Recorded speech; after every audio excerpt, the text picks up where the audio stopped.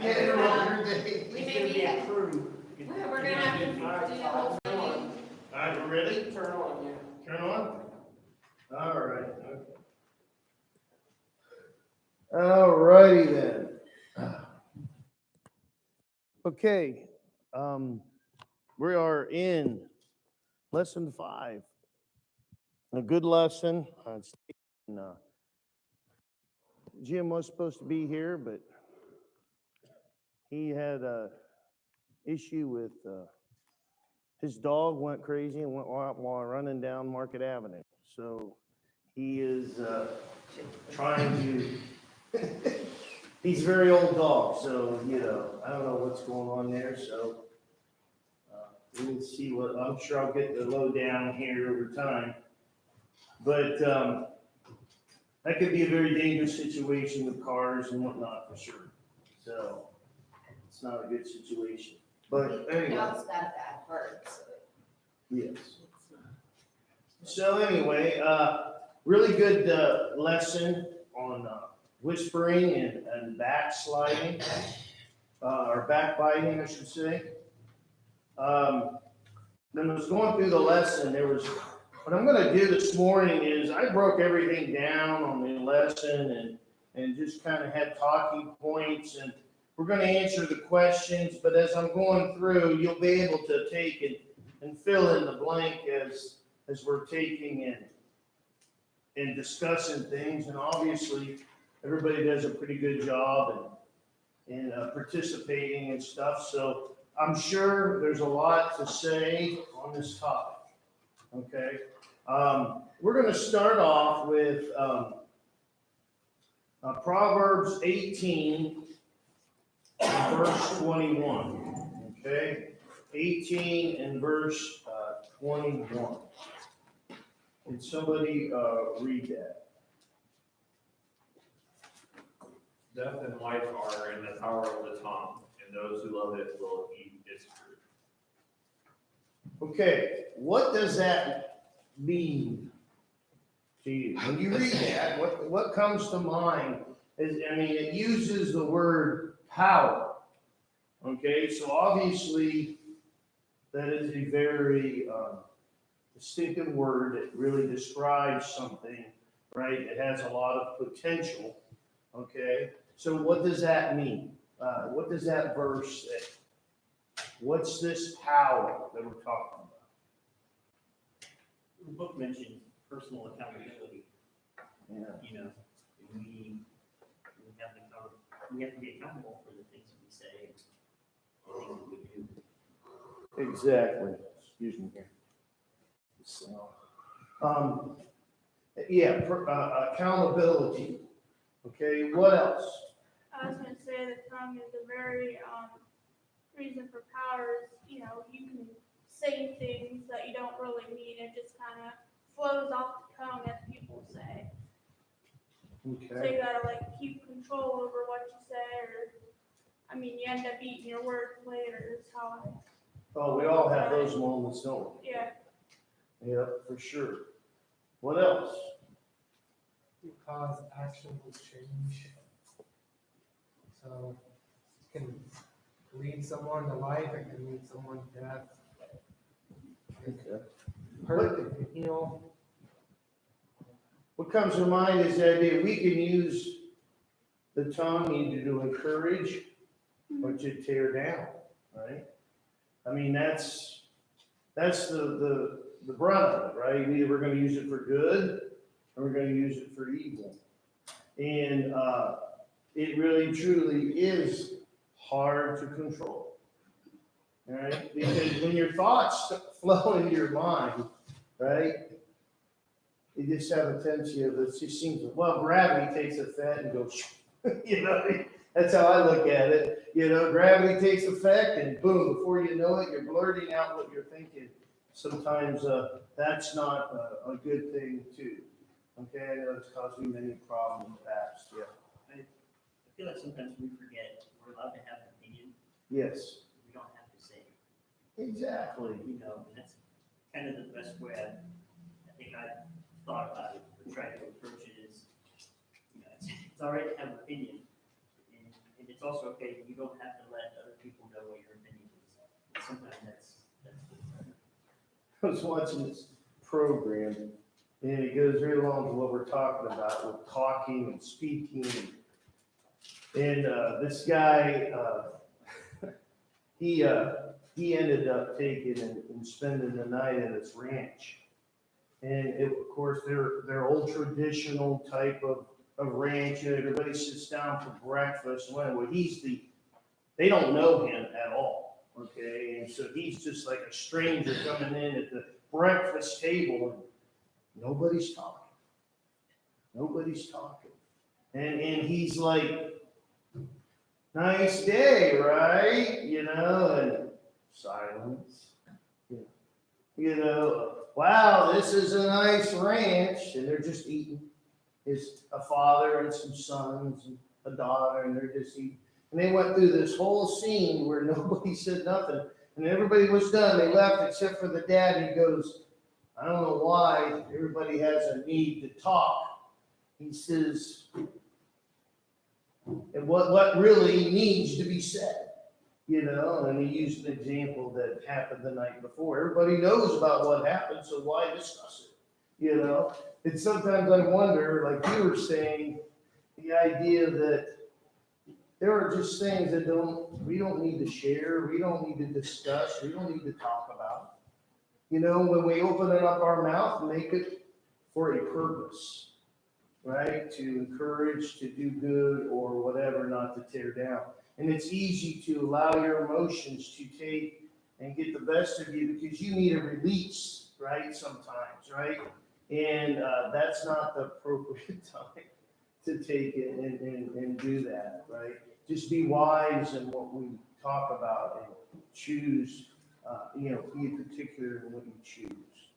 Okay, the book says a failure to recognize this part of this power will surely result in a spiritual failure.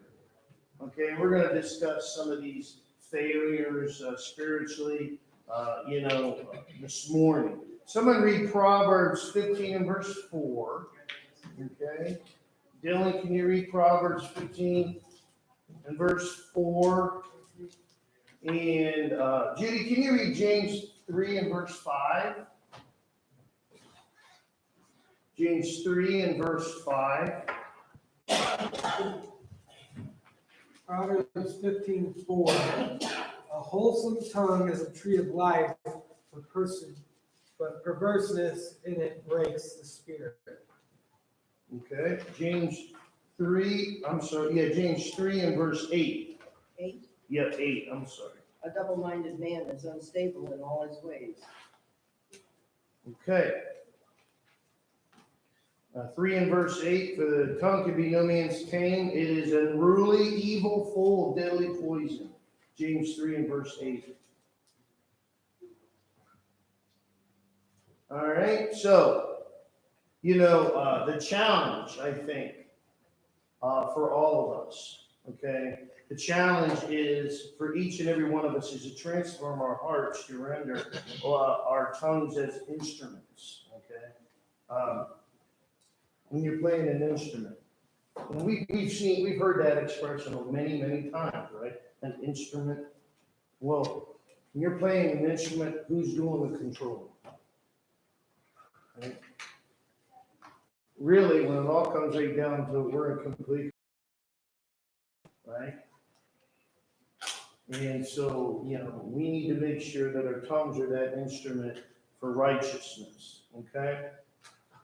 And rather than unrighteousness. And you can mark this scripture down, Romans 6 and verse 13, all right?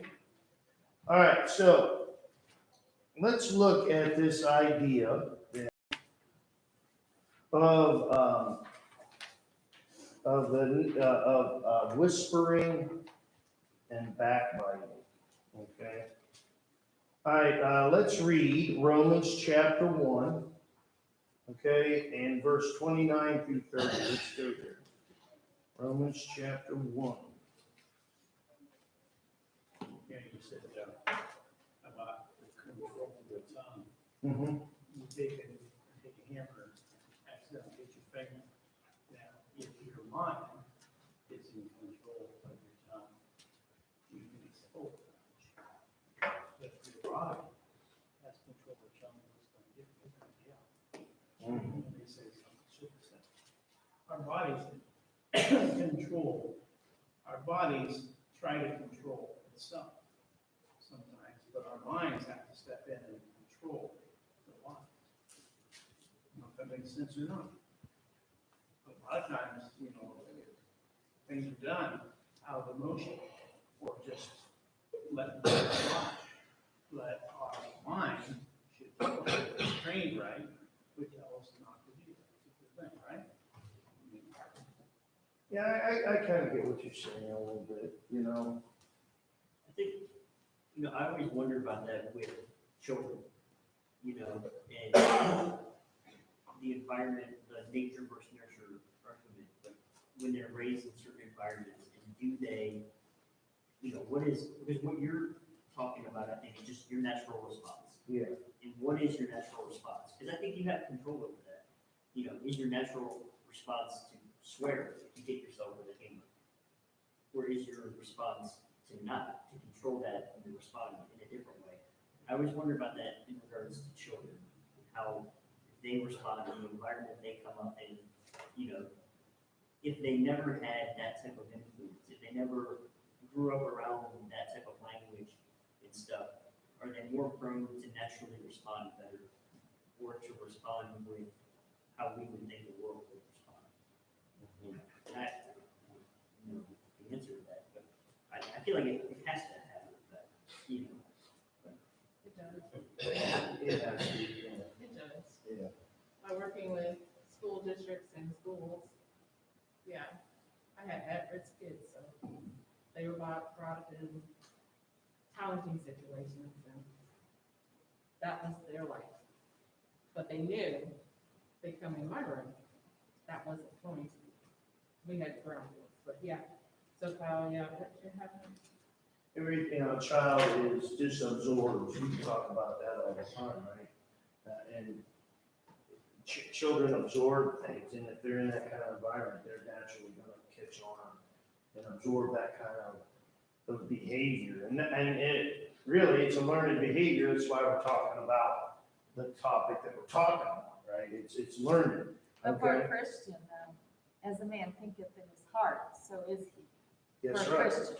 We're gonna be talking about that more. The idea that our heart, it's a heart problem is what it is. Okay, so let's read 29 and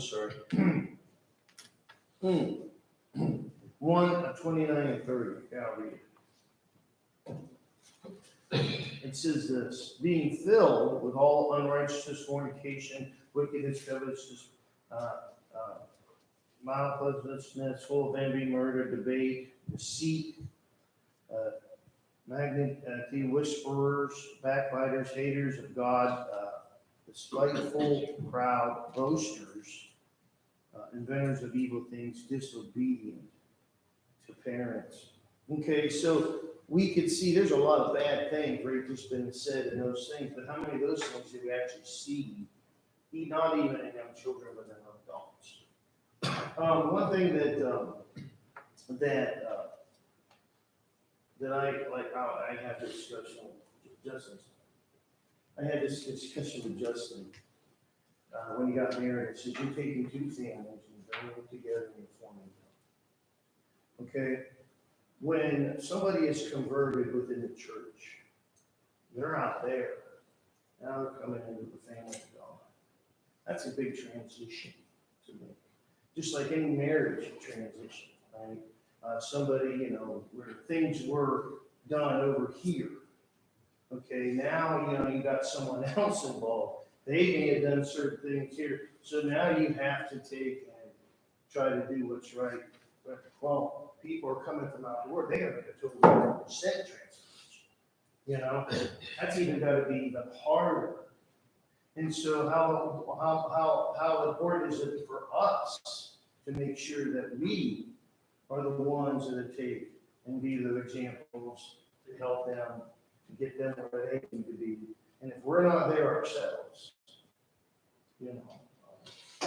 How much harder could that be? You know? So, you know, when I look at those types of sins and one thing and another, we see those things today, right? And that's the kind of people that we're going out and we're converting and bringing in, and they need to grow, and they need to be nurtured into God and His ways. And they're willing to make that change, but we gotta be willing to help them. Okay, whisper. When you talk about a whisper, what does that mean to you? I mean, the word itself kind of, you know, self-explains itself, but a whisperer, somebody who whispers things, is it good or bad? Talking softly, a whisper can be good, and it can be bad. But what we're talking about, But a we're talking about whisperer here, no. in that application in Romans 30, or 1 through 30, or 1 verse 30, it mentions a whisperer. Right. Okay, so what is it? Talking, someone who talks about someone not to be heard. In secret, right? Is that what we're thinking about? Something in secret. If you look at the book, a secret slander. Okay. Now in Proverbs 16 and verse 28, let's turn there and read that. Proverbs 16 and 38. I'm fiddling through these papers this morning. If the first man sows strife, and a whisperer separates the best of friends. What does that mean? Yeah, what is the whisper separates? Just for, awesome. Well, you know, sometimes there's a lot of jealousy between friends and stuff like that. Sometimes people will whisper behind the other person who say things behind your other person's back, to maybe because of jealousy, maybe not, you know, for some type of gain or whatever. Sometimes these things happen, and it does. It separates a lot of good friends. This whisper behind people's back. Yeah, you could just imagine the damage that it can do, right? And, you know, sadly, there's a lot of whispering that go in. We're a group of people, a congregation, right? But anytime you get a group of people together, whether it's in the church or outside the church, you know, you have a tendency to whisper, right? To tear down sometimes. Some people more than others. What's that? I said some people more than others. I was just joking. Well, I mean, I believe that we all have weaknesses in our lives, okay? And they vary. And some may have to deal with this kind of thing more than others. And we just got to be aware of our weaknesses, right? And try not to take and put ourselves in those positions and do our very best. We're not going to be perfect at it. And I think that's where it comes, especially within the church. Folks, I'm going to tell you right now, one thing I've learned more and more, and I continue to learn it every day, is try to be a little bit more patient and compassionate to others. Okay, because things aren't black and white. Okay, no matter what you want, I wish they were.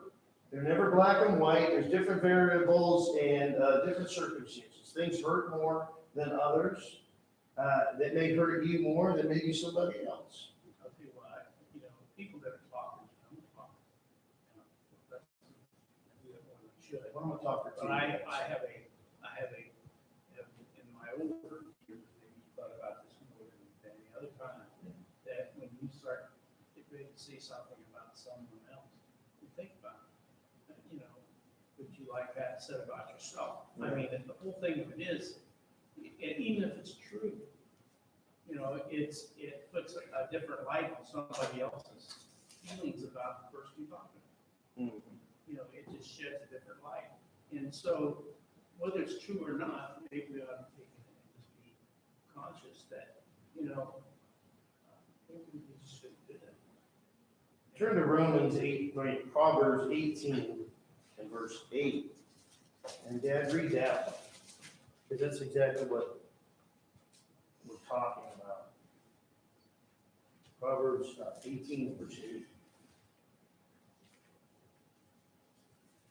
My electric went out this morning, I had no breakfast and my stomach is grumbling. I hope they don't hear it through the mic. These people live stream, they're probably hearing my stomach. The mic is like right there. And it's like, it's grumbling. Go ahead, Dan. The words of a talebearer are like tasty trifles. And they go down into the innermost body. You know, everybody's, that's what we're talking about, but everybody has one open ear to hear the latest thing. You know, sometimes people call, and sometimes they, you can talk about church business, there's things that should be talked about, but sometimes they say things about other people that they shouldn't say. Because, and the other person listens, because it's trifles. Yeah, did yours say wound? Mine says wounds. 18:8 for the words of a talebearer as wounds, and that's true. Well, mine just are tasty trifles. Yeah, but same. You know, wound. What does a wound do, right? I mean, it hurts, right? It's not easy, you know, and it's just it really goes to show you that power that we read about, that the tongue has, right? All right, so backbitings, that's evil speakings, okay? The idea that,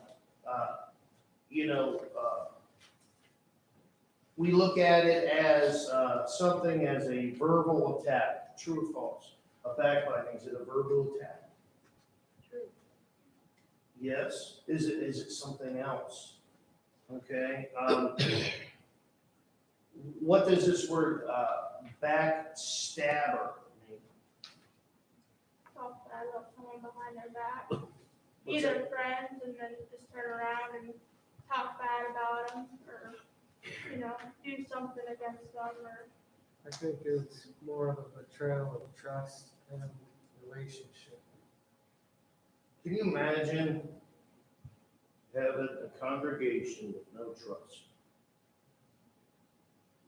What would that be like? Yeah. What would it be like, Ocean? Well, Yeah. that can happen very easily. I've seen it happen very easily, where you get a mistrust between two brothers or sisters or whatever, and then the backbiting, the tail bearing starts and stuff. I've seen it, it destroys churches. Oh, yeah. You talk about a church that won't go anywhere, you have ideas of teaching an area and being able to grow a church, it stops. The work stops because it's concentrating on personality more than it's concentrating on God's word. Can you imagine the tension within a congregation that has no trust? How can you worship? Well, you go through the motions, but that's it. Is that why Jesus said, if you have a problem with your brother, you what? You take care of it right away. You go to Before you sacrifice. That's right. Because you don't enter into worship with a bad heart, right? And that's what we talk about. At the beginning, that's what Laura was talking about. And the idea of the heart and how important it is to take and maintain a good heart does not have any room for evil. Well, I'm gonna tell you what, I don't make any point speaking up, but if you got a problem with a brother, don't be passing it all over to everybody. Either get over it or go take it to the brother and get it satisfied. You know, one of the hardest things in an eldership, okay, I will tell you this, folks. One of the hardest things in an eldership is you make a decision, okay, and a decision, the results of the decision can be public, okay? And people start asking questions.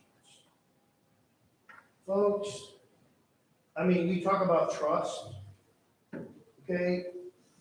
You may not you probably won't get the answer on why. Because you don't wanna tear people down, right? You wanna encourage and uplift, and it's hard sometimes, because you can't. All you can say is trust your leadership, trust, maybe it's a family issue, right? Within an intimate family, trust dad, trust mom, trust whatever the situation is. And it just can be very, very difficult. And what, that's where, we talk about the idea of having trust. Well, the book talks about how, a little bit about how the reason why, the biggest motivation of either whatever, whispering, backbiting, slander, gossip, is because of jealousy or to tear the person down because that makes the other person feel better about themselves. So there is underlying things of the heart about that too. Sure. I agree with that. Again, that's where we're getting into motivation, Laura. The idea of what motivates this type of action and tearing down, a lot of it's that self-centeredness, selfishness, right? You just can't, it's all about you, and you just cannot accept this, right? Or the idea of insecurity on your part. You don't have enough confidence in yourself. Two things. So, I agree, you're supposed to go, well, of course I agree, that you're supposed to go to your brother and tell them, but the problem is sometimes they don't take the rebuke lightly, or they'll say, oh, that's not what I said, I didn't say that, and you're like, you're the only one I told, so it had to have come from you. So they try to pedal out of it, and so you're dealing with more of a heart issue there with the wine. Then you said about the church, that if the church was overcome with this issue, the good saints are probably gonna move on and find another congregation to go to, because they don't wanna be embroiled in this confusion, this mess, and why go to worship there if you can't worship? And if someone's gonna continue to talk about you or step you back, whatever. So it's not a healthy environment, and so people are gonna leave. And in order for that congregation to unravel all of that, they gotta get to some real core issues and bring someone in, because. Yeah, there's a lot of growth needs to take place, and hopefully an ownership or leadership will tackle it all and deal with it. Because I'm saying, just think of the reputation of the church out in the community. You feel me, that problems within the church don't reach the community?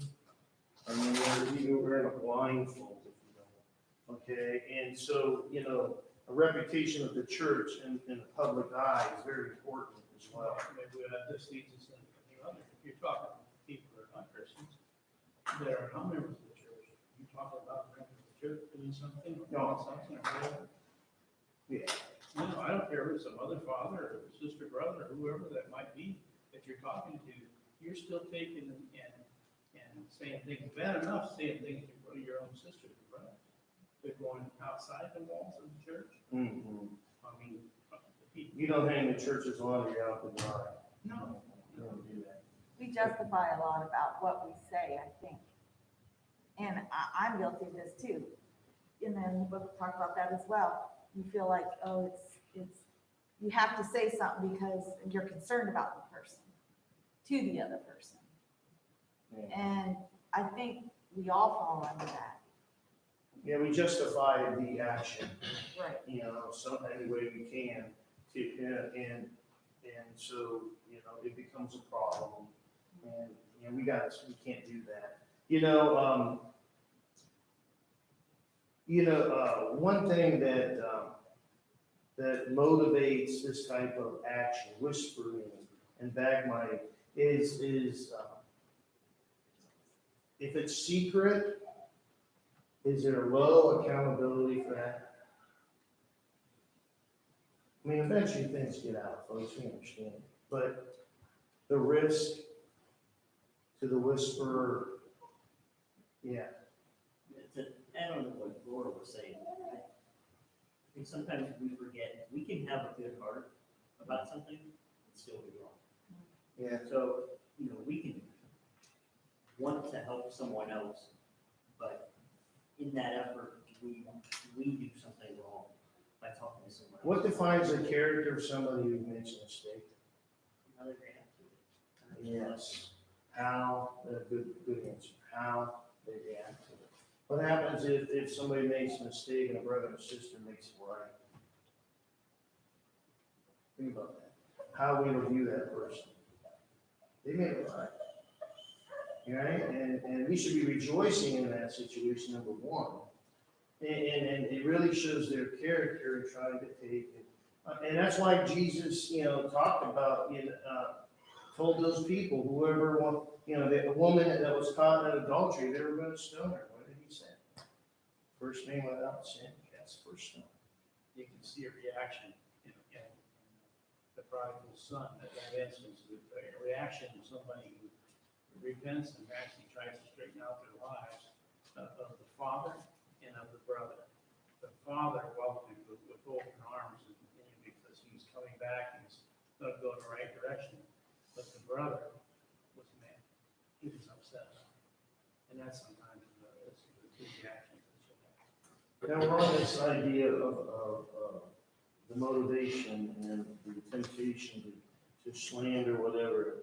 And the book says, I'll give you the 3 points that I just highlighted right here about this idea of the accountability issue. Okay, the idea that it says, but why are we tempted to defame and speak evil by way of whispering? The reason is obvious. We are able to attack without appraisal or accountability for our words, to remain undetected and to make accusations and raise suspicions.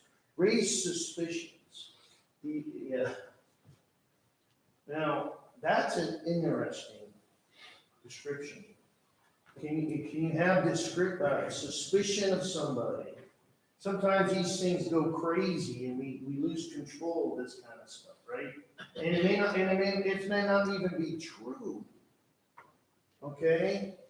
But yet we spread this suspicion. And then it goes and it just spreads throughout a group of people. Okay? I mean, we got to be careful of that. It says here, the slander in secret can render more danger to my enemy or target with less risk of casualty to myself. That's why people do this, okay? They're just focusing on getting back and vengeance or whatever the case may be at a low risk to themselves. But it's rooted in cowardice and injustice. The righteous are bold, knowing that they have the truth on their side. But the unrighteous must resort to underhanded tactics in order to gain an advantage. Now, if we stick to truth, how positive is that? That's pretty much what it's saying. We have nothing to worry about. Yeah, we may get persecuted for it, but we have nothing to worry about. We stick to God's word, the truth, and follow truth. Okay? It's a lot easier in the long run, and it's always the right thing to do. Now, the dangers. Okay? The dangers. Someone read Proverbs 15 and verse 3. Proverbs 15 and verse 3. The eyes of the Lord are in every place, keeping watch on the evil and the good. Okay. Matt, can you read Matthew 12 and verse 36 as I'm saying a few words here? Who's always watching? God. Yeah, we think we got everything in secret. We think that we're comfortable, that nobody's watching. God is always watching. And Matt, go ahead and read Matthew. Matthew 12:36. But I say to you that for every idle word that men may speak, they give account for it on the day of judgment. Now, I'm going to tell you right now, guys, every word, you know, we go around a week, you know, we talk about cussing and stuff like that, and the words that we use, and when you know, cussing, swearing, slander, whispering, backbiting, whatever. You know, we have a tendency of forgetting the things that we do, right? But does God forget the unforgiven sin? You see what I mean? That's the danger of it. How important is it to making sure that we continue to make our lives right? All right? You know, that's a blessing that we have as Christians. We can have access continually to the forgiving blood of Jesus Christ. Okay. Yeah. Proverbs 15:4 says, "A soothing tongue is a tree of life, but perversion in it crushes the spirit." And then 15:7 says, "The lips of the wise spread knowledge, but the hearts of fools are not so." Okay. I mean, there you go. All right. Let's look at the idea of reputation. You know, we talk about reputations, about being damaged. Okay. Read Proverbs 22 and verse 1.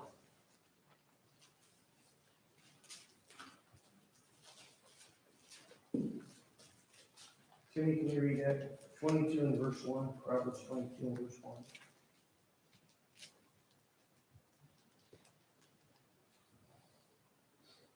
A good name is to be chosen rather than great riches, loving favor rather than silver and gold.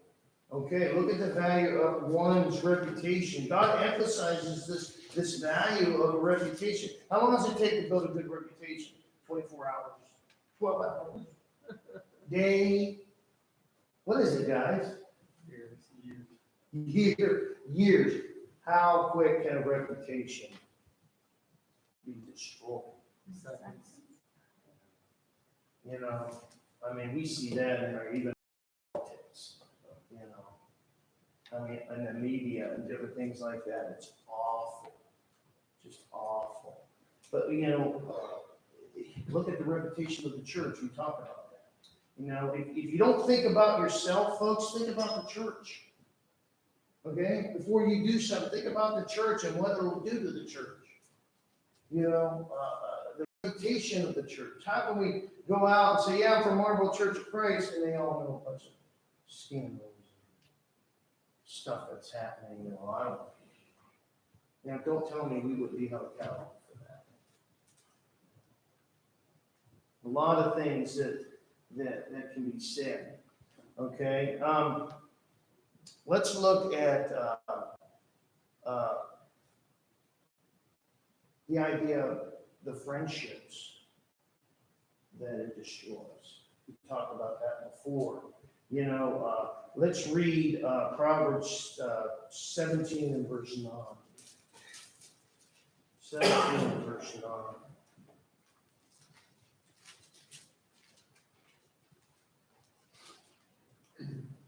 He who covers transgression seeks love, but he who repeats the matter separates intimate friends.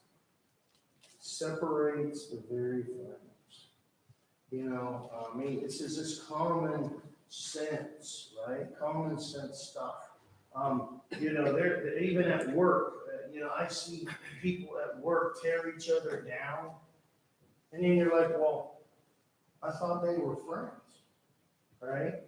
You're just look. I mean, you look at I know two ladies I used to work with years ago. They disliked each other so much. They worked in side-by-side cubicle, never said a word to one another for 20 years. Now, how bad is that? You talk about hate. You talk about dislike. Talk about being miserable. I think I'd quit my job and go somewhere else. I mean, this is how serious, you know, slander and hatred and all this stuff can be. I mean, oh my goodness, that's awful. Can't have a marriage. Huh? Can't happen in a marriage. you know, that was my first 10 years at the county, so I really never really cared why. It was just one of those situations. I'm talking about two people in a marriage. Oh, That's why they need to be positive and not negative about each other. yeah, well, that's true, yeah, positive, being positive. Okay, let's keep going here, overcoming this problem, all right, there's no magic bullet, okay? You know, we read James 3 and verse 8, okay? No man can tame the tongue. Does this mean we cannot train our tongue? You know, that's one point the book made out. You know, just, you know, it's the idea that our heart, like Laura was talking about, you know, our heart being full of righteousness. Out of the abundance of the heart, the mouth speaks. Right, Laura? Okay. Let's go to James real quick. James 3, 11 and 12. All right. James 3, 11 and 12.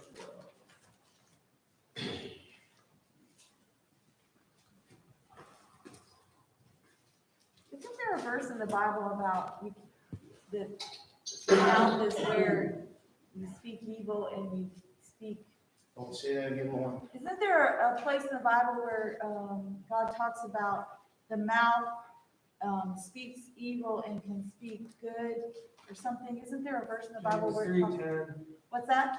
James 3:10, Oh, while the same mouth receives blessing and cursing, Yeah. but rather his sins ought not to be so. James 3:10. All right, and you read 11 and 12. Does a spring send forth fresh water and bitter from the same opening? Can a fig tree, my brethren, bear olives, or a grapevine bear figs? Thus no spring yields both salt water and fresh. Okay, kind of self-explanatory. What does that mean to you guys?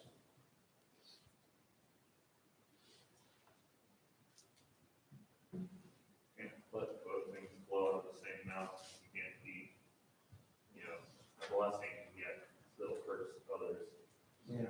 It destroys the blessing that we're trying to give out. We're hearing the opposite. Yeah. Of a hypocrite. Hypocrite, yeah. That's what I was It thinking. shows the importance of being a proper example. I know people within the church that people would not even sit down for a Bible study because they've seen how people and what they say and what they do in the Lord's church. How do you talk about when someone says that to you? I mean, you talk about being blindsided. You know, I mean, especially when you know they're in a lost condition, but yet they see people within the church act like they shouldn't and speak things that they shouldn't, and they don't know why. Don't you think though, people are people, They are. and, there might be one situation in the church, but those people will say, look at all, you know, they blow it up. There might only be one thing. That's just like when I was raising you kids, you always said, you always dressed me this way. And it's like one time, you know, but that people are people, they just, Well, too many times we remember the bad things that people do to us right, and not the good things, right? yeah. Let's go to Proverbs 11:13 because we got to Dylan write had it a down comment, here. What's that? he was commenting.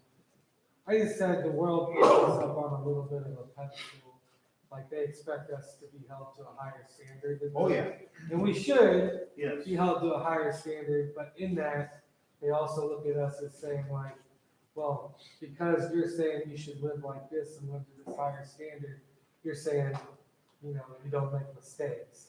They look at us like that and they forget, no, we're human just like you are, and we make mistakes too. I think I'm more talking about people who continually do something rather than making a mistake.